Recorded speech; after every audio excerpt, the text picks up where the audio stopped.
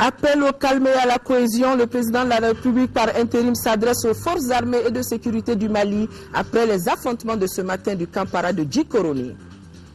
Des jours après la débandade et la fuite des terroristes de Tombouctou, les fouilles se poursuivent avec la découverte dans les locaux de la police islamique de la fameuse hache qui a coupé bien des mains au nom de la charia.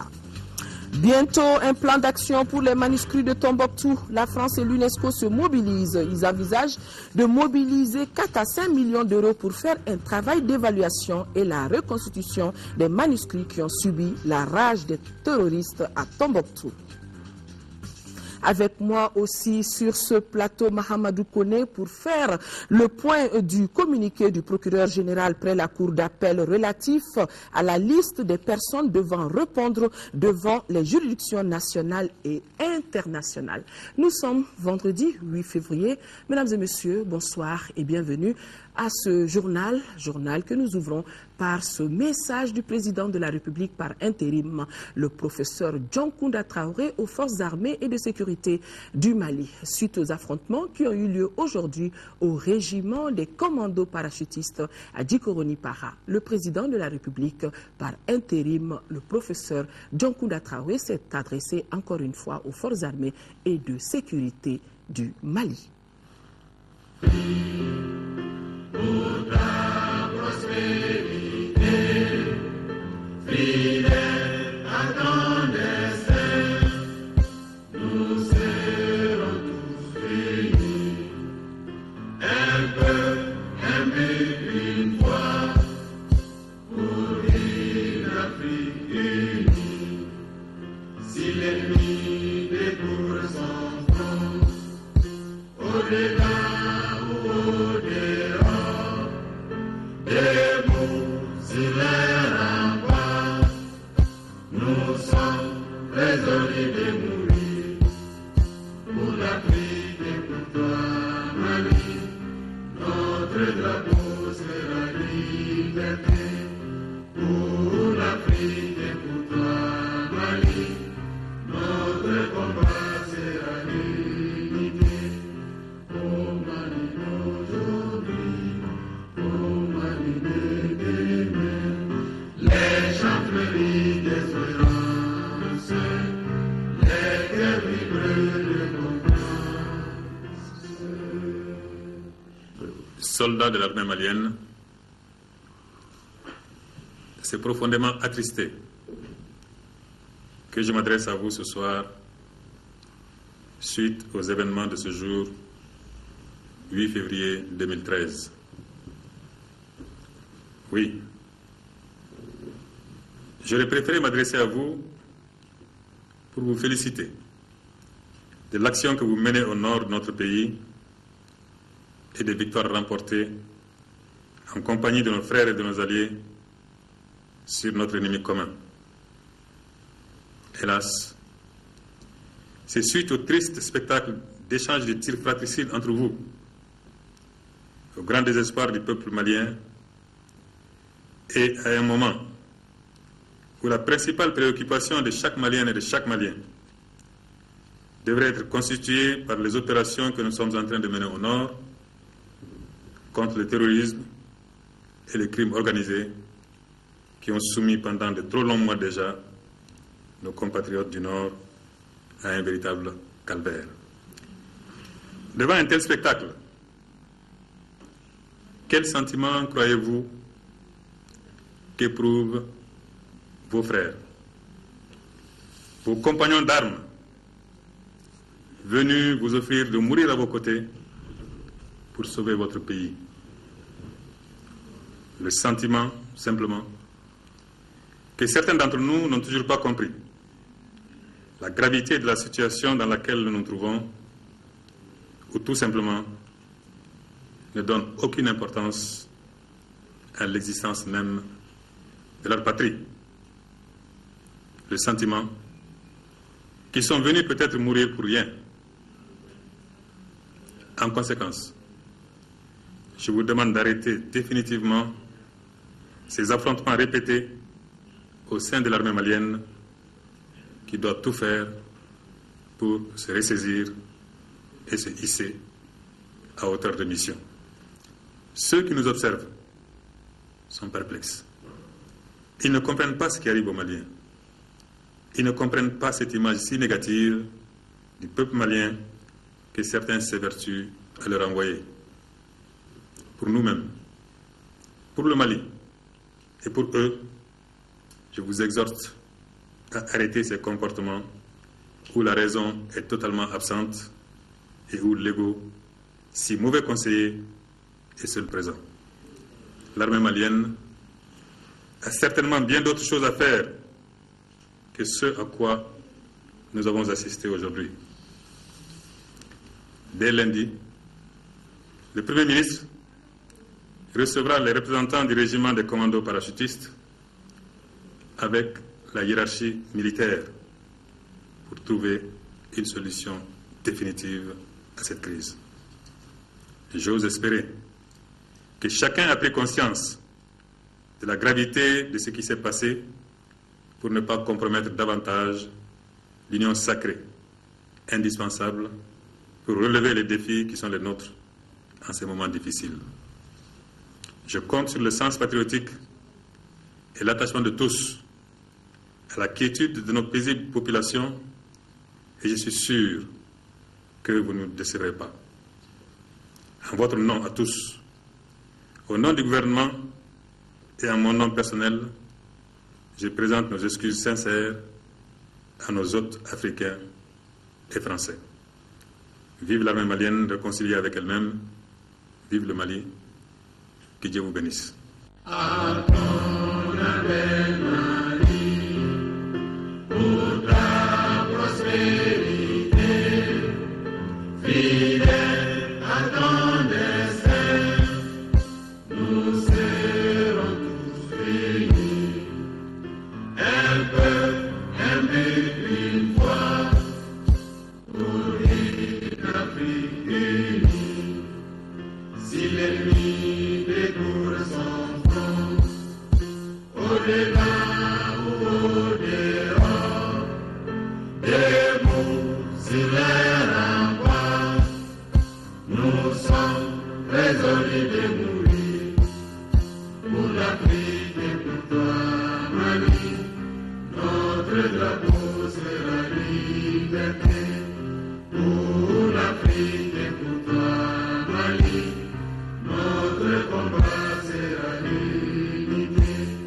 Au Mali d'aujourd'hui, au Mali de demain, les champs fleuris d'espérance, les terres libres de confiance. Mesdames et messieurs, c'était donc là l'adresse du président de la République par intérim suite aux affrontements qui ont eu lieu aujourd'hui au régiment des commandos parachutistes de Djikoroni Para. Et le gouvernement du Mali informe l'opinion nationale et internationale que suite à ces affrontements qui ont eu lieu donc ce jour vendredi 8 février 2013 au camp du 33e régiment des commandos parachutistes de Djikoroni, il a été déploré la mort de 2 adolescents et 13 blessés dont 3 graves. Des dégâts matériels importants ont été également constatés. Le gouvernement présente à cette occasion ses condoléances les plus attristées aux familles des personnes disparues et souhaite un prompt rétablissement aux blessés. Les choses se précisent de plus en plus par rapport aux crimes commis dans le nord de notre pays. C'est ainsi le procureur général près la cour d'appel vient de rendre publique la liste des personnes faisant l'objet de mandats d'arrêt national et international. Pour un début, 28 personnes recherchées pour divers motifs. Ils sont essentiellement du MNLA, d'Ansardine et du Moujao. Le communiqué du procureur près la cour d'appel vous est livré ici par Mahamadou Kone. Bonsoir Mahamadou Kone. Bonsoir, oui. Bonsoir pour les téléspectateurs. Le procureur général après la cour d'appel de Bamako porte à la connaissance de l'opinion nationale et internationale que des poursuites ont été engagées contre plusieurs responsables et des mouvements criminels suivants: MNLA, Ansardine, Mujiao et des narcotrafiquants et tous font l'objet de mandats d'arrêt à exécuter tant sur le plan national qu'international. La Cour pénale internationale ayant déjà été saisie des crimes contre l'humanité et des crimes de guerre, les faits qui leur sont reprochés sont entre autres terrorisme, sédition, crimes portant atteinte à la sécurité intérieure de l'État, à l'intégrité du territoire national par la guerre, l'emploi illégal de la force armée, la dévastation et le pillage public, crimes et délits à caractère racial, régionaliste et religieux, trafic international de drogue. Parmi les nombreuses personnes poursuivies, on peut citer entre autres, du côté d'Ansardine, Iyad Ag Gali, Al-Gabaf Ag Intala, Hamada Ag Bibi, Sheikh Ag Aoussa, Sultan Ould Badi de Ansar Sharia, Amada Ag Hama alias.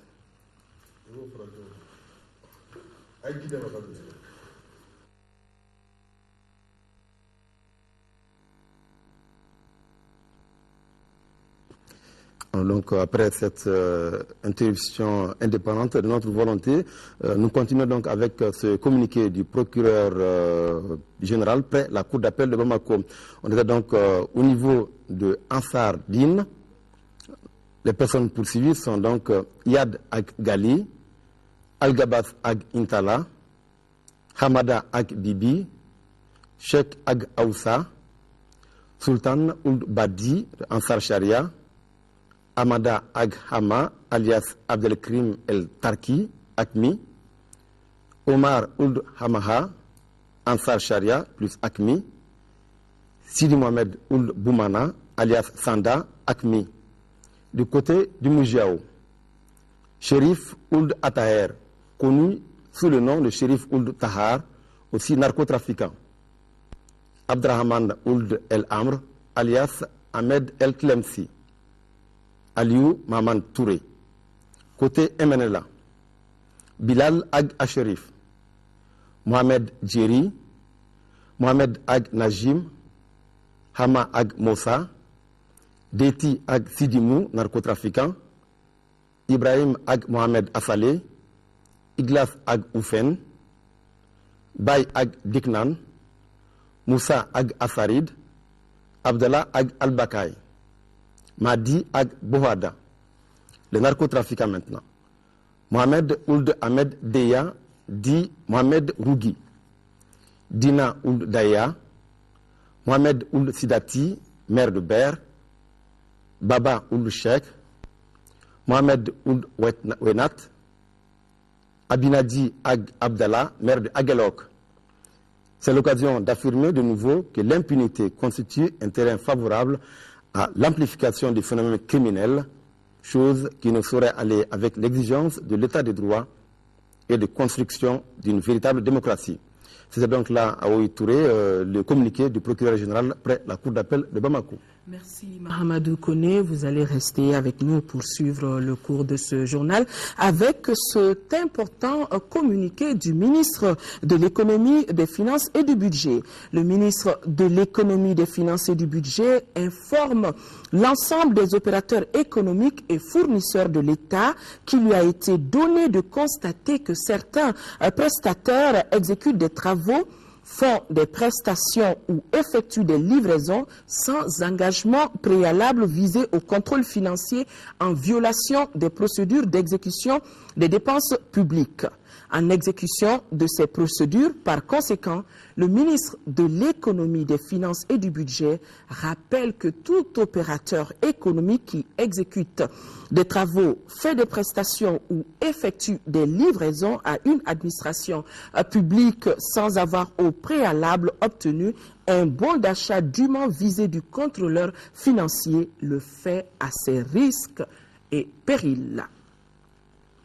Situation de guerre, les premiers formateurs européens sont arrivés à Bamako. C'est une équipe précurseur forte de 70 personnes. Il s'agit de mieux informer l'armée malienne afin qu'elle puisse assurer efficacement sa mission de défense nationale. Bourama Traoré.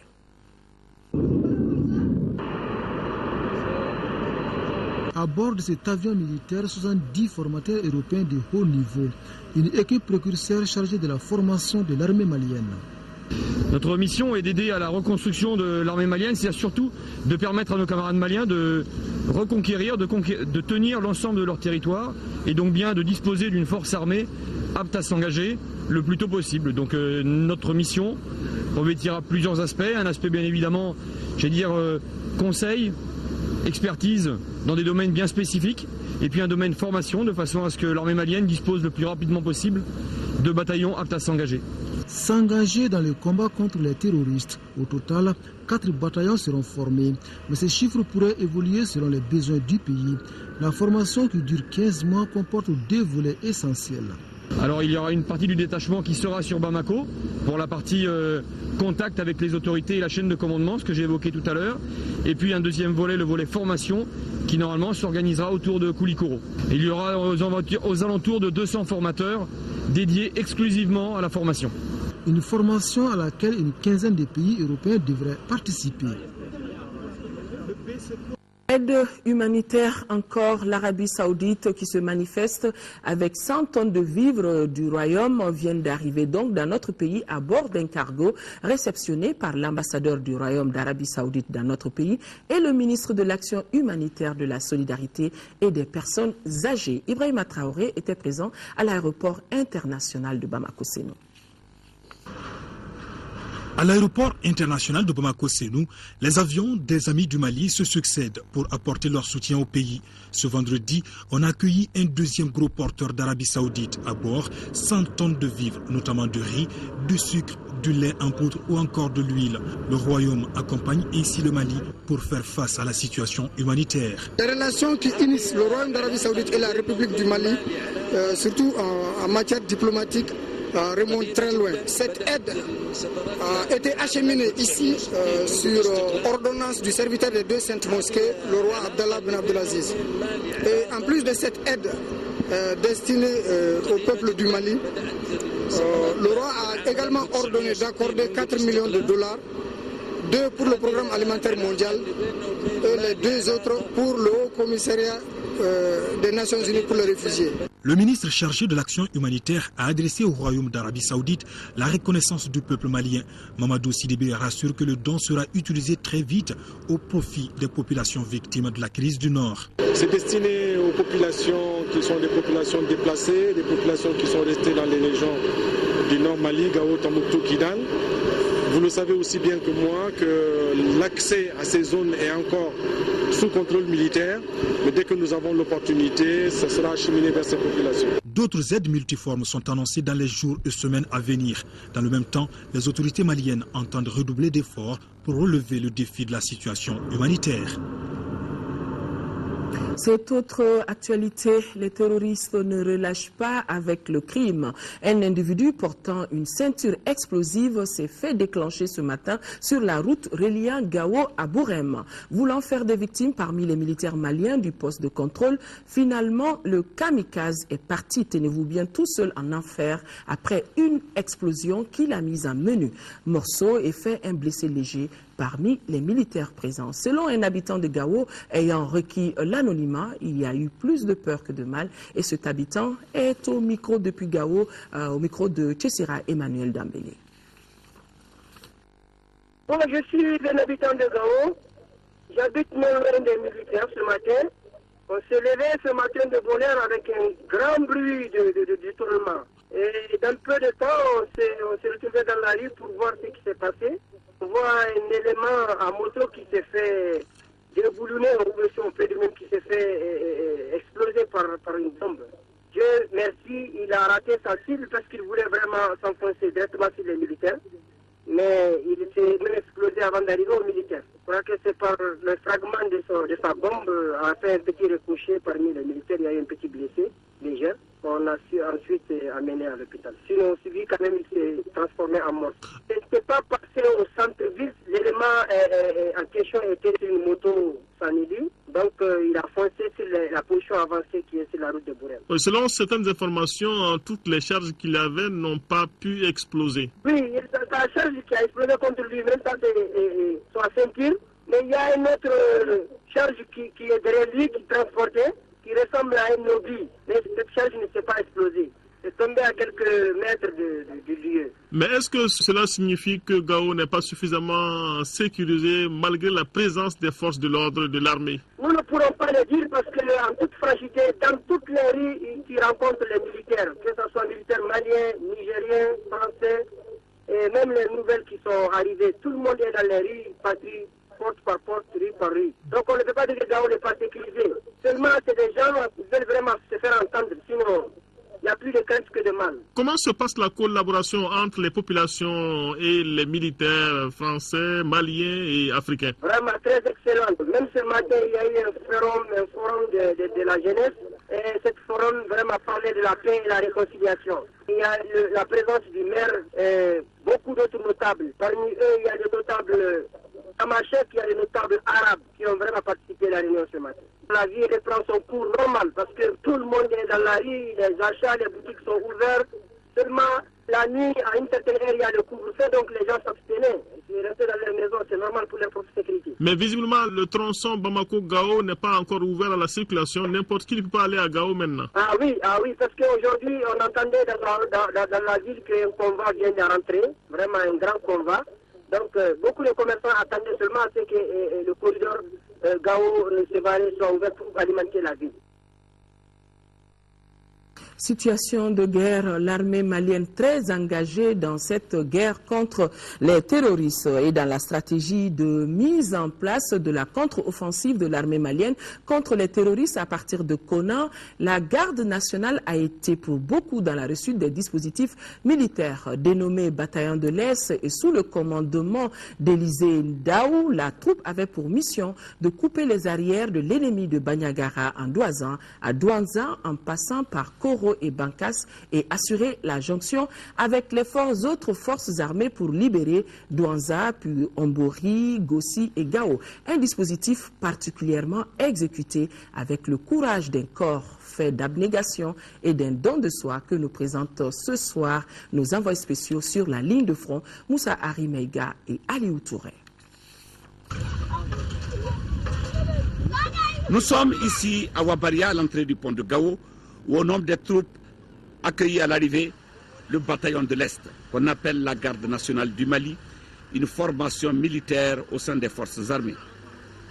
Son engagement dans la contre-offensive de l'armée malienne contre les terroristes depuis Konna a été pour beaucoup dans la déroute des islamistes dans le secteur de Bandiagara, Koro, Bankas et Douanza, où, aux côtés des autres forces, elle avait la charge de couper les arrières de l'ennemi.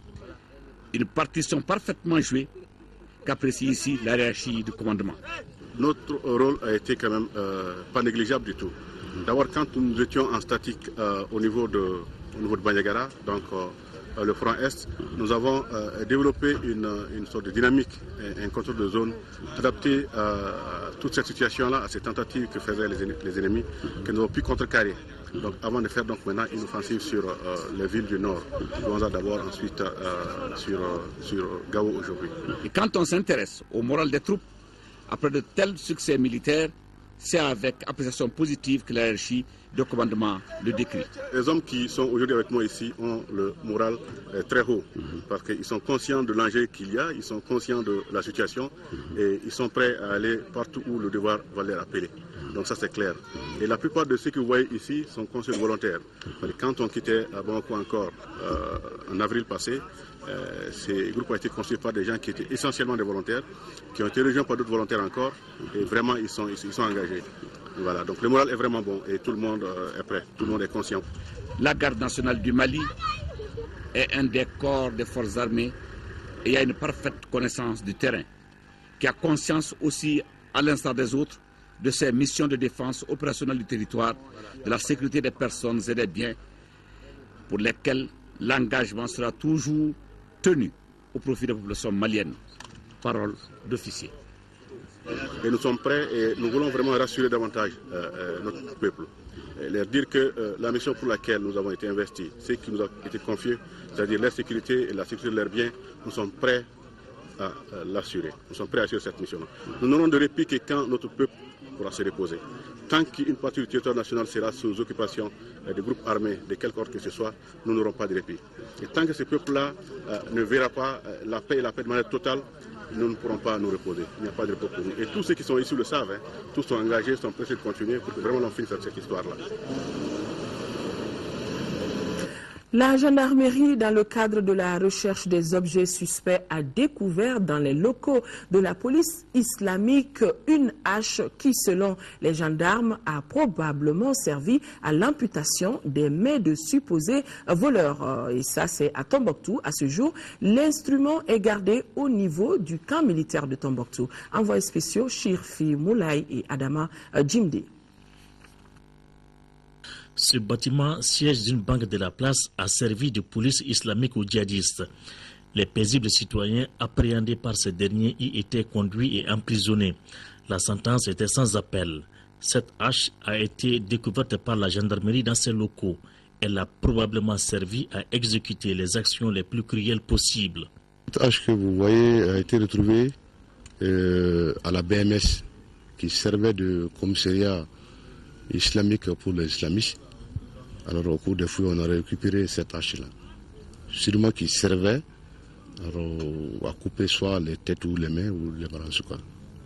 Alors vous la voyez, les maculures de sang, alors, ce qui prouve que cette hache a été utilisée, en tout cas pour rendre leur charia. La gendarmerie a également découvert plusieurs autres armes et munitions appartenant aux Moudjahidines.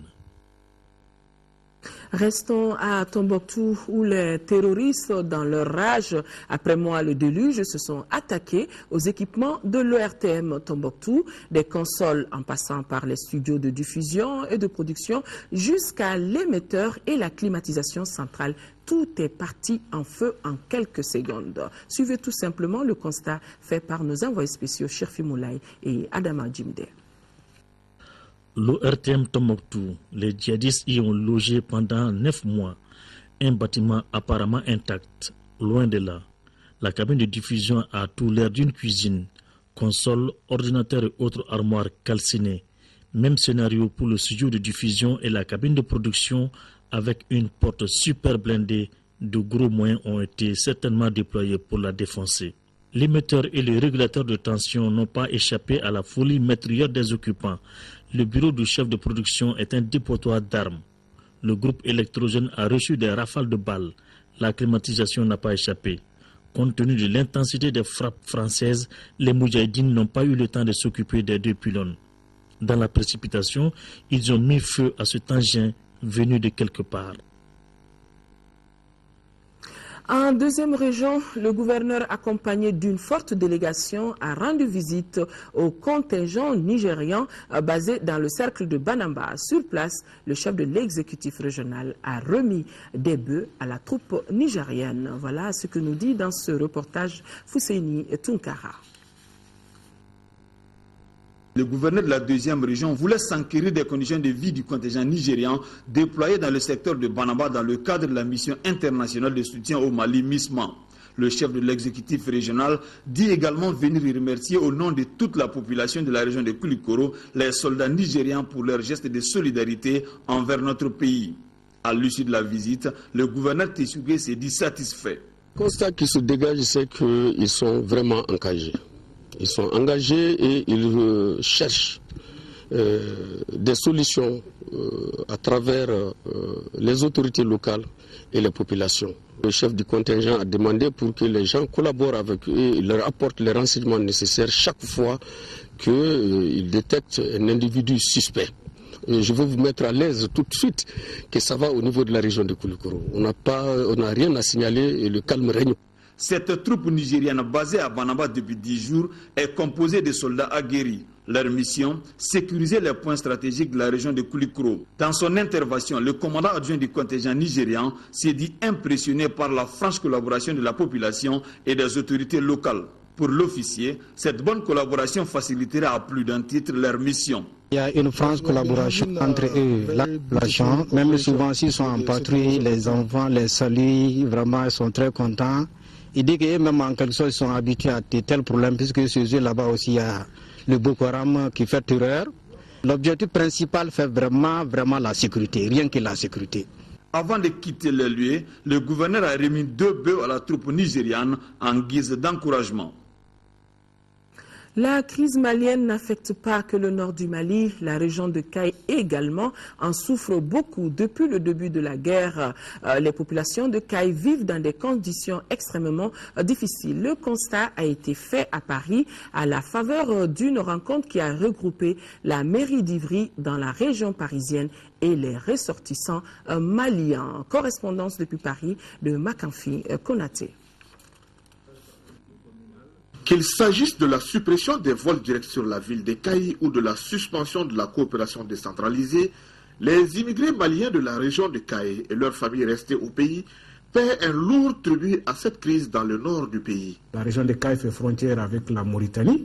Et que donc, vous savez qu'il y a beaucoup de djihadistes qui se promènent dans la nature. On avait des vols directs sur Kayes. Depuis qu'il y a eu cette crise, au Mali, on n'a plus de vols sur Kayes. On a beaucoup de coopération décentralisée. Aujourd'hui, les messages tels qu'aucun partenaire français ne peut se rendre dans nos communes, dans nos villages. Après un échange fructueux entre la mairie et la communauté malienne d'Ivry, les Maliens ont trouvé une municipalité à l'écoute de leurs préoccupations et surtout prête à s'engager dans les efforts de reconstruction. La mairie d'Ivry est totalement d'accord pour continuer à renforcer sa solidarité avec le peuple malien, en particulier, je dirais, puisque nous avons une coopération qui existe depuis longtemps avec Dian Gardé, et faire en sorte que nous puissions apporter une certaine aide dans tous les domaines, que ce soit la santé, que ce soit l'école. Jumelés avec la commune d'Ivry depuis 2005, les 14 villages de la commune rurale de Dian-Girdé dans le cercle de Djema attendent avec impatience la fin de cette crise dans les régions nord du Mali. Je vous le disais dans les titres, bientôt sera mis sur pied un plan d'action pour les manuscrits de Tombouctou. L'initiative est développée par la France et l'UNESCO. Et déjà, l'UNESCO, par la voix de sa directrice générale, envisage de mobiliser 4 à 5 millions d'euros pour faire un travail d'évaluation et la reconstruction des manuscrits qui ont subi la rage des terroristes à Tombouctou. C'est la directrice générale de l'UNESCO qui l'a annoncé ce matin à Paris. L'UNESCO prépare un plan d'action pour évaluer les dommages causés à Tombouctou par l'occupation islamiste. Selon les premières estimations, il faudra débloquer entre 4 et 5 millions d'euros pour la seule reconstruction des 11 mausolées de la ville rasés par les groupes armés. Nous devons faire une évaluation des dégâts. Nous sommes prêts à envoyer une mission d'experts dès que la situation sera sécurisée là-bas. La plupart des tombeaux de saints sont en fait dans des demeures de grandes familles qui se sont bien gardées pendant les 10 mois d'occupation de la ville de dévoiler leur existence, permettant ainsi leur préservation. Ce sont ces mêmes familles, une trentaine, qui détiennent la majorité des 300 000 manuscrits de Tombouctou, un véritable trésor remontant au XVe et XVIe siècle. Les autorités locales estiment que 2 à 3 000 manuscrits ont été détruits dans l'incendie causé par les islamistes avant leur fuite de la ville. Nous avons collecté suffisamment d'informations. Nous avons les plans et nous disposons de photos de ces manuscrits. Nous devons les restaurer. C'est important pour le Mali et pour le monde entier. La directrice de l'UNESCO a accompagné le président français François Hollande lors de sa visite à Tombouctou la semaine dernière. François Hollande a aussi promis l'aide de la France pour la réhabilitation de ces manuscrits.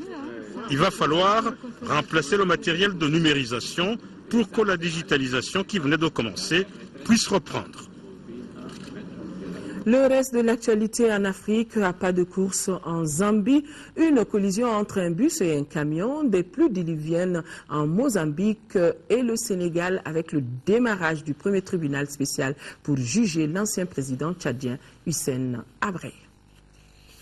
C'est le premier tribunal panafricain pour juger un Africain.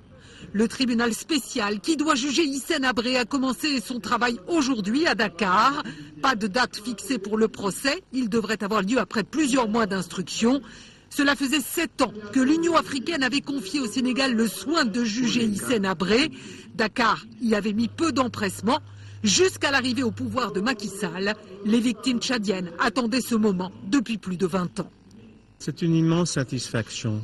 Les victimes qui se battent avec persévérance et ténacité sont finalement récompensées.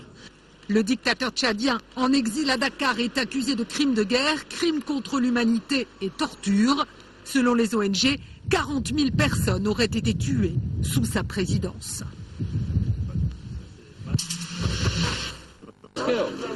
Un dramatique accident de la route en Zambie. 53 personnes ont été tuées dans une collision entre un bus et un camion. Les victimes se trouvaient à bord de ce bus qui reliait la capitale à la ceinture de cuivre au nord du pays. Une enquête a été ouverte pour élucider les circonstances de ce drame. Dans ce pays de 13 millions d'habitants, les accidents de la route font chaque année 1200 victimes. Le Mozambique sous les eaux. Les inondations qui frappent le pays ont déjà fait 70 morts. Dans la vallée du fleuve Limpopo, 180 000 personnes ont dû quitter leur maison pour se réfugier sur les hauteurs. Le nord du pays n'est pas épargné. Cela faisait 10 ans que le Mozambique n'avait pas connu une saison des pluies aussi meurtrière. Retour à l'actualité nationale, le regroupement de 12 partis politiques, 23 associations a organisé une conférence de presse en commune 1 du district de Bamako. Une conférence de presse précédée par un don de sang de 120 membres du regroupement. Cérémonie suivie par Moïse Traoré. Le Front pour le Mali et la République, FMR, s'exprime sur la situation à Kidal. On négocie avec des gens qui sont désarmés. Si en négociation, ce n'est pas avec des armes qu'on négocie. À un moment donné, ces gens-là étaient en position de force. On a tout fait pour négocier, ils ont refusé. Maintenant qu'ils sont en position de faiblesse, ce n'est pas le moment de négocier. Il faut aller jusqu'au bout. La conférence de presse a été précédée d'une opération de collecte de sang. L'important aujourd'hui, c'est le sang. Le sang, c'est une priorité pour contribuer à l'effort de guerre. C'est pourquoi les 12 partis politiques, les 23 associations se sont réunis et ont estimé qu'il faut procéder à des dons de sang. La collecte du précieux liquide intervient après un don de vivres, de vêtements et de fournitures organisé par le Front au profit des déplacés du Nord dès avril 2012. Le Front pour le Mali et la République est présidé par l'Union des forces démocratiques, UFD, du défunt Maître Demba Diallo. L'accompagnement des déplacés du Nord, le comité syndical de l'ORTM n'a pas voulu rester en marge. Le comité vient d'offrir 10 tonnes de riz aux agents de l'ORTM déplacés des régions de Tombouctou, Gao et Kidal. Il a également offert des dons divers aux déplacés résidents dans différents quartiers de Bamako. Rachel Tessougué. Dans un élan de solidarité, le comité syndical de l'ORTM vient d'offrir du riz aux agents de l'ORTM déplacés des régions du Nord. Les déplacés résidant à Nyamana, Doumanzana, Faladje et Bakodjikoroni ont également reçu des dons divers. Aujourd'hui, nous sommes au terme de la nuit de la solidarité que nous avions organisée en faveur des déplacés des régions du Nord. Nous avons payé 10 tonnes de riz et tout frais confondus, si nous essayons de faire une analyse. En dépenses d'organisation, nous avons dépensé 10 500 000. En dépenses d'achat de produits alimentaires en faveur des régions du Nord, c'est-à-dire nous commençons d'abord par Bamako, mais il y aura aussi Kaï, Koulikoro, Sikasso, Ségou et Mopti, où la dépense va s'élever à 6 500 000. La direction de l'ORTM a profité de l'occasion pour féliciter ces agents qui ont fait preuve de bravoure malgré la situation difficile dans laquelle ils vivaient depuis l'occupation des régions du Nord. Les agents qui ont quitté le Nord, et chacun d'entre eux a raison son poste et a fait savoir qu'il est là pour travailler, qu'il soit à Kidal, ou qu'il soit à Kaï, ou qu'il soit à Mokoville ici. Donc je les remercie beaucoup et je les félicite de l'œuvre accomplie pour la nation. Les bénéficiaires ont salué ce geste de générosité. Je suis ravi, le geste a été fait, je crois que ça s'est à saluer. Je suis très content au nom de l'ensemble des travailleurs des stations régionales du Nord. Je suis à la fois satisfait et comblé de joie par rapport à cette donation-là. Le fait de venir en aide aux déplacés, alors nous sommes très contents, de la part, surtout de la part de l'ORTM. En plus des dons pour les déplacés du Nord, le comité syndical de l'ORTM a également offert 1 million à l'armée malienne pour soutenir l'effort de guerre. Une nouvelle infirmerie pour le centre de secours de la protection civile de Dravela. Cette infrastructure d'une valeur de 15 millions de francs CFA est le fruit d'un partenariat fécond entre la protection civile et PMU Mali. Agibou Koulibaly. L'infirmerie de la protection civile de Dravela, qui vient d'être inaugurée par le ministre de la Sécurité intérieure et de la protection civile, permettra non seulement d'offrir les premiers soins aux malades du quartier et environ, mais aussi d'apporter des secours de proximité aux accidentés de la voie publique. Elle est composée d'une salle de soins, d'une salle de réception, d'une salle d'accouchement, d'une salle d'hospitalisation, d'une salle de garde et d'un bureau du médecin. Le PMU Mali, animé d'une volonté manifeste de voir prospérer le service de secours du Mali, a une fois de plus accepté volontiers le financement de la construction d'une infirmerie au sein de la première compagnie de sapeurs-pompiers de Dravela. L'équipement de cette infirmerie a été rendu possible grâce à l'appui technique et financier du PMU Mali, la Direction centrale des services de santé des armées, la Direction nationale du développement social et le soutènement Malitel. Cette infirmerie, c'est la bienvenue, car non seulement ça va renforcer la prise en charge de nos personnels, de leurs familles, mais aussi à une amélioration de la santé de la population. Ce acte humanitaire de PMU Mali est apprécié par le premier responsable du département de la sécurité intérieure et de la protection civile. Nous souhaitons ardemment que le partenariat fécond qui est établi entre la protection civile et le PMU Mali, n'est-ce pas, se poursuivre de la plus belle manière. Nous remercions également le directeur central du service de santé des armées, qui a aussi quand même contribué à la réalisation de cette infrastructure, tous ces acteurs-là. Vraiment, donc, nous leur demandons de continuer vraiment à aider la protection civile, qui a pour vocation de porter secours et assistance aux populations. En plus de ce geste, le PMU Mali avait financé l'extension territoriale des services de protection civile dans les capitales régionales qui ont abrité la CAN 2002. Avant de refermer ce journal Coupe d'Afrique des Nations, la compétition reprendra demain et le Mali jouera la petite finale contre le Ghana, match que vous pourrez suivre en direct sur cette même chaîne de l'ORTM. Voilà, mesdames et messieurs, ce qui met fin à ce journal. Merci de l'avoir suivi. Demain, samedi, on aura une seule édition, et ça sera celle de 13h, qui vous sera présentée par Sira Bachili, et à 20h, vous serez avec Ibrahima Djambele. L'information continue sur notre site www.ortm.ml. Bon début de week-end à tous. Au revoir.